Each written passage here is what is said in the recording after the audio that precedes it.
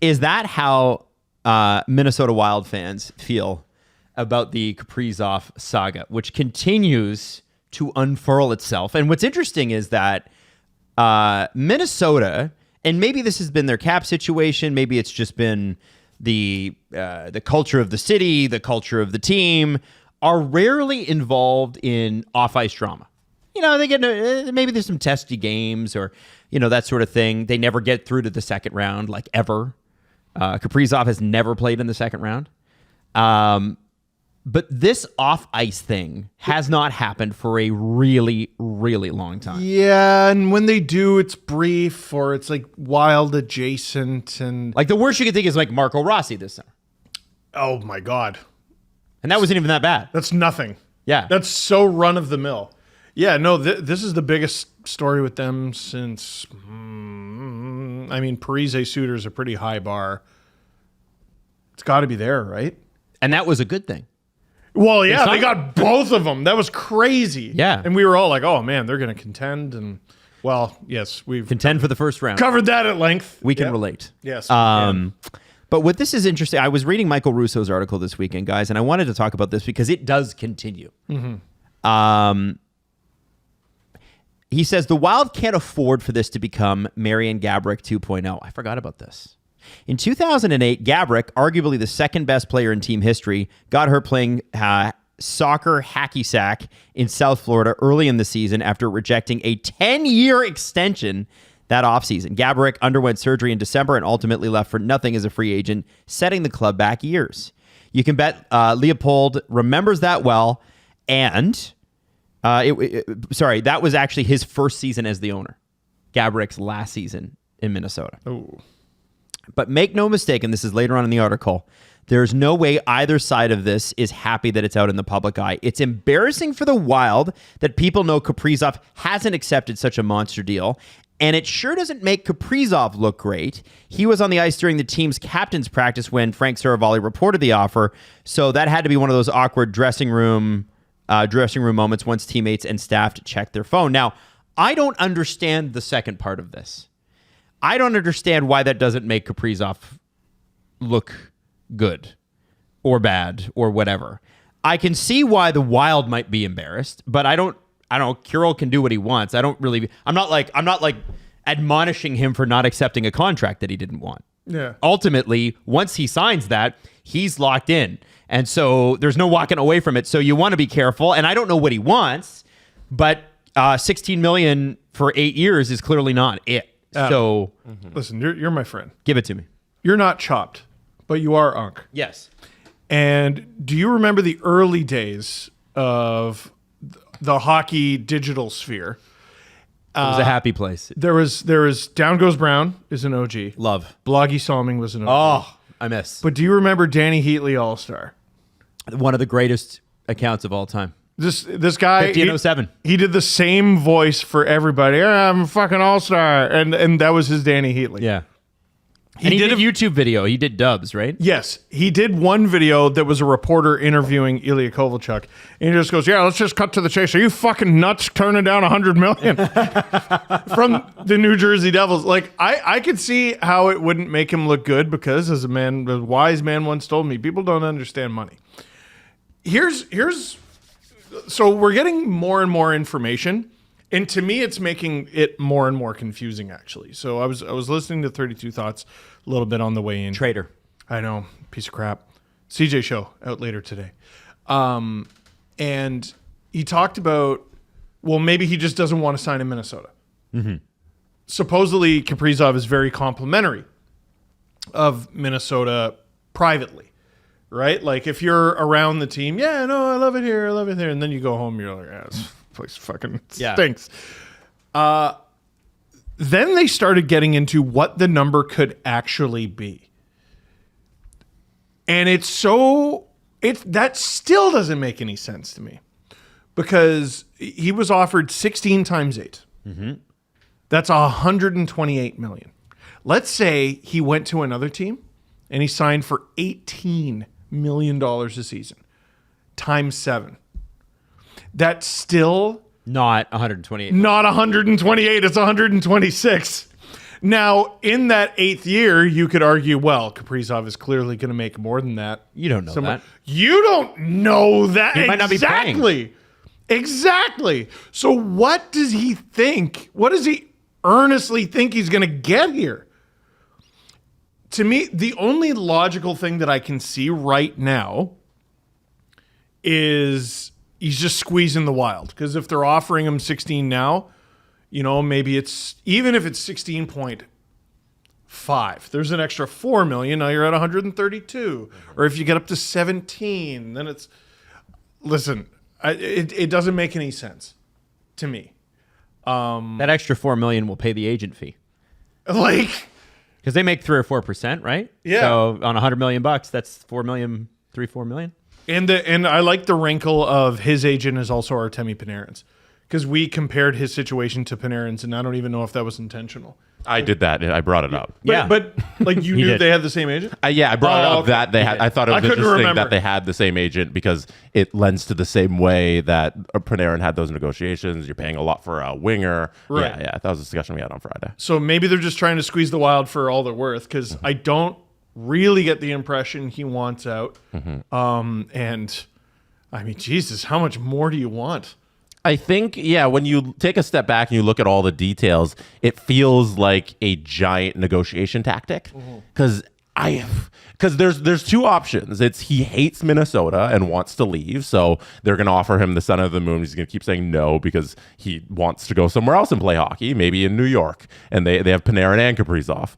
But it feels like the agent here thinks he can get that number, except a little more, over the course of 8 years, because it doesn't make sense if you're chasing the money to go after the 7 for a little more, and then you have a team who has an $18 million player on the wing, and you're expecting to be competitive. You couldn't. Like it's not feasible. So he wants a couple extra 100,000 or a couple extra million per season over the course of that 8 years, and this is how they're doing it. That is best case scenario, what you just described. If you're a Wild fan, yeah. And by the way, Jesse, I asked you when you brought this up, would you go even $1 over 16 mil? I wouldn't go to 16. Yeah, that's one of my favorite things in recent memory that's broken during the show. Yeah, because I was like 16. Yeah, the richest player in the NHL makes 14. Right. And by the way, Kaprizov has 3 40-goal years. You know who else does? William Nylander. He's got 3 straight 40-goal years. Ooh. And I'm just saying the difference in what they're going to have to pay. Yeah. Like everybody's like, wow, that's a lot of money for Willie when that was signed. I'm like, that feels looking real okay right now. I'm okay with it. Listen, if they're making the same, I'm not thrilled about that. Yeah. If Willie is making $5 or $6 million less. Yeah. And I'm not saying William Nylander is Kirill Kaprizov. No. Nobody is claiming. No one's saying that. Kaprizov is a top 7, top 5 player. Depends on who you ask. He's missed more time than Willie as well. The thing is, like, if I'm Craig Leopold, I own the Minnesota Wild, and this guy's been here for so long, face of the franchise, it would be devastating to lose this player. In that circumstance, he's worth $16 million.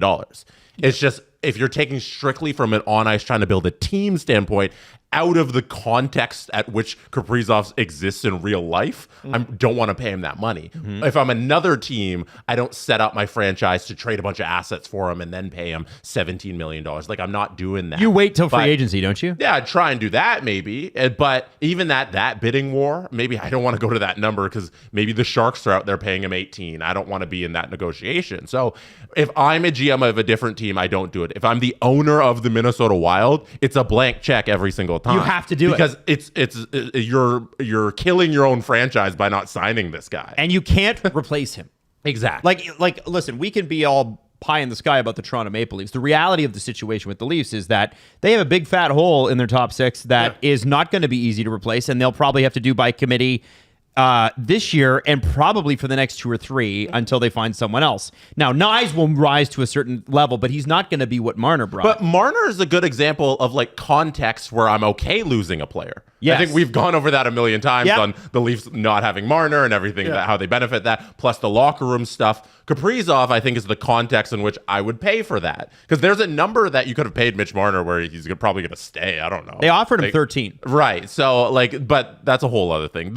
So I think like that comparison's good and where things are circumstantial And I think if you're the Wild, you want to keep him. If you're the Leafs, you want to let him go. And so I'm Craig Leopold. I'm trying my hardest to get this done, but he just might want this next level of money. And yeah, now it's up to the GM to consider it. And you mentioned like San Jose for 18. Again, They could do that. it doesn't make him whole. Yeah, that still doesn't make him whole. It's crazy. It's like 18 and a third or something it would take. Like it's So it sounds like I think you've come to the bottom of it, where it's like you want the extra dollars from Minnesota, so you get that extra year, so you get that extra 16.5. And whether that's what they're doing. Whether or not a player likes a place, like I never trust those reports. Like for instance, Mitch Marner always was complimentary of the city of Toronto, but we know that his time had come here personally. He didn't like it anymore. maybe you like another place more. But he didn't go into the microphone and go, I friggin' hate it here. But we know that he was done. And that's fine.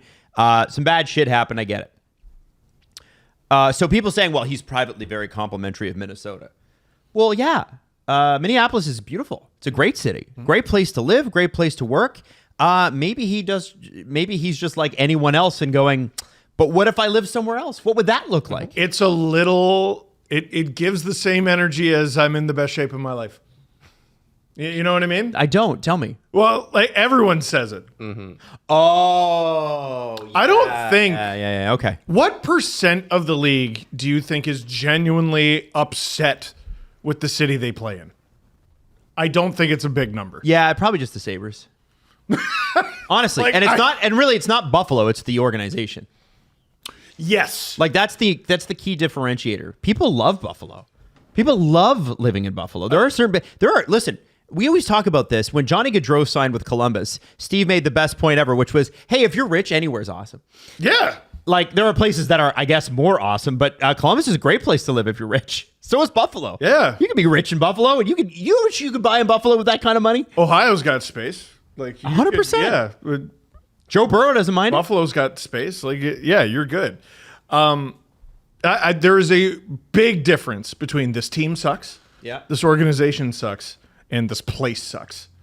So, and there's not really a reason to hate the Wild. But guys, which one is it? We're gonna find out. I think he's just squeezing them.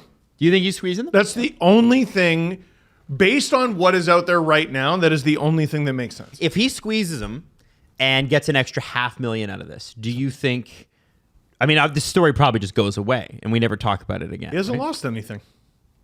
Do you think that there's any reality... Well, of course, there's a reality where he doesn't end up here. What do you think the percentage is he doesn't stay? Because, again, they're the only team that can offer him that 8th year, and that's only available till June 30th. That's it. Man, they offered to make you the highest paid player in the league by $2 million. Although... But maybe you're looking at it like a poor. You're looking at it like a poor because you're going, well, I'm going to be the highest paid player in the league by $2 million. I think he's looking at it going, what's Connor McDavid going to make? I'll tell you, yeah, that was another poor thought that I had is, he can't make more than Connor McDavid. Sure he can. Sure, yeah, he absolutely can, for sure. He definitely can. He can absolutely do that anytime he wants. Yeah, it's his prerogative to sign for whatever he wants, and so it's mine as well. Jesse, what do you think? I think as we sit here on, date is it? September 15th, it's probably at like, I don't know, 20% that he doesn't become a Minnesota Wild. He's not on the Minnesota Wild for next season. I think every single day that goes along during the season, that number ticks up by like 0.5%. You know, it's like tomorrow, that's 21.5. Next day, it's well, that's 22. That's all. That's 1.5% above. You know, and 20.5. 20.5. Sorry. And then we go and it's like, January, we're at like 40% and 50%. And as the season goes along, I think it's less and less likely he sticks around. Right now, I'm going to go with 75% he stays. Here's my bet. My bet was when Bill Guerin offered that contract. Who? Bill Guavin. Thank you. Offered that contract. I thought about that on the way here and was laughing. He probably thought 10 times out of 10 he's accepting this deal. He probably woke up, I don't know if he's married, told his wife, we're signing Kirill today. We got a great offer. Owner rocks. He's going to be the highest paid player in the league. He's not even a center. This is incredible. And tonight we're going out and we're celebrating. What's the most Bill Guavin ever made in a season? I think he did pretty good because he was pre-cap. Yeah, but it wasn't 16. No. We should have a pre-cap friendly. That would be awesome. What players historically made? I don't know how. Cap Friendly did have a lot of that info. Oh, it did? I don't Okay. know if Puckpedia does. Yeah, but my point is, I think that had to have surprised the Wild, and I think that's the part of this because Bill Guerin was on a podcast or something the next morning, and he said.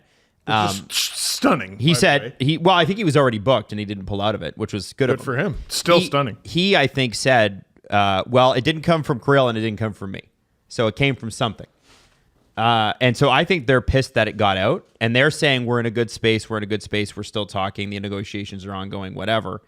I have to imagine, A, that this surprised the Wild. B, that they were surprised it got out.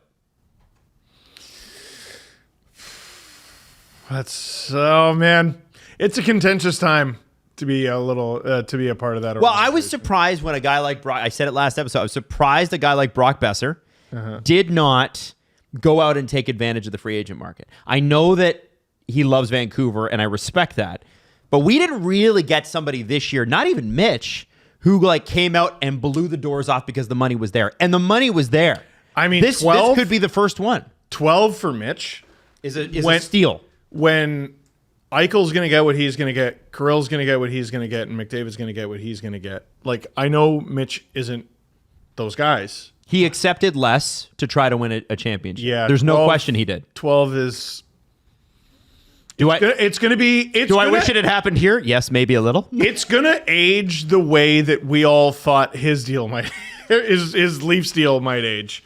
But, hopefully for Vegas, the world doesn't stop. They offered to make Kaprizov the highest paid Wild player, but he would make almost double. What Boldy does, right? No, it's Faber. Oh, Faber. Faber has an $8.5 million extension, Yep. and the current highest paid Wild is Caprisoff. Man. Who makes And 9. listen, Obey Kubel is the UFA at the end of this year. What's he going to get? How do they replace How do that? they replace that? They offered Kaprizov, we'll give you what you currently make plus what Matt Boldy makes. And he turned it down. Anyway, going to be fun to watch that. We never hear any drama out of Minnesota, so I'm surprised.